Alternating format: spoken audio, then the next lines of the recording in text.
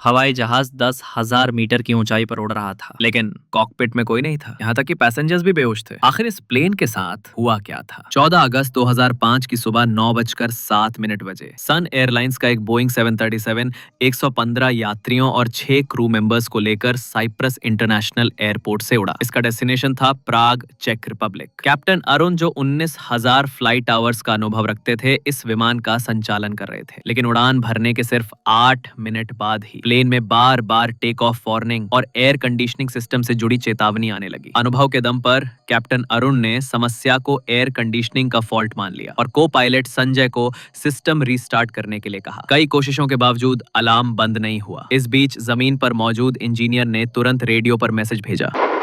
Flight 522, कृपया confirm कीजिए कि प्रेशराइजेशन सिस्टम ऑटोमेटिक मोड पर सेट है या नहीं।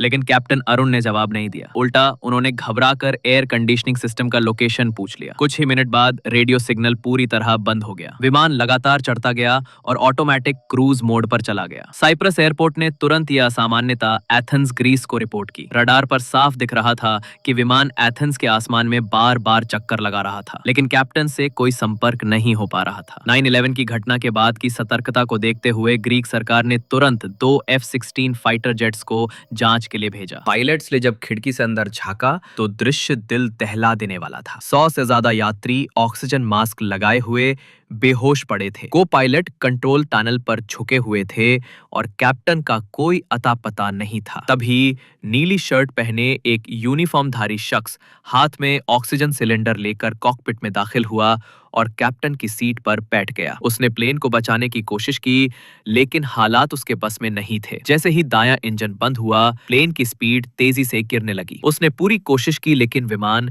एथेंस के उत्तर पूर्वी हिस्से में एक पहाड़ी से टकरा गया। टक्कर इतनी भयानक थी कि प्लेन पूरी तरह से चकनाचूर हो गया और कोई भी जिंदा नहीं बचा। बाद में हुई जांच में सच्चाई सामने आई। टेक ऑफ से पहले इंजीनियर ने आइसिंग की समस्या चेक करते हुए प्रेशराइजेशन सिस्टम को मैनुअल मोड पर डाल दिया था, लेकिन वापस ऑटोमेटिक पर करना भूल गया। कैप्टन को लगा कि एयर कंडीशनिंग खराब है, इसलिए उन्होंने प्रेशराइजेशन सेटिंग्स की जांच नहीं की। परिणाम ये हुआ कि ऊंचाई बढ़ने के साथ साथ ऑक्सीजन का स्तर गिरने लगा। यात्रियों के मास्क अपने आप नीचे आए, लेकिन वे सिर्फ 12 मिनट तक ऑक्सीजन दे सकते थे। कॉकपिट में कोई ऑटोमेटिक ऑक्सीजन सप्लाई नहीं थी, इसलिए कैप्टन और को पायलट भी बेहोश हो गए। नीली शर्ट वाला शख्स दरअसल फ्लाइट अटेंडेंट आकाश था। स्कूबा डाइविंग का शौकीन होने के कारण उसे विमान में रखा स्पेयर ऑक्सीजन सिलेंडर मिल गया। उसने एयरक्राफ्ट का सिक्योरिटी कोड डालकर कॉकपिट में एंट्री की और इमरजेंसी पावर सिस्टम स्टार्ट किया, लेकिन तब तक बहुत देर हो चुकी थी। फ्यूल खत्म हो चुका था, दोनों इंजन बंद हो चुके थे और आखिरकार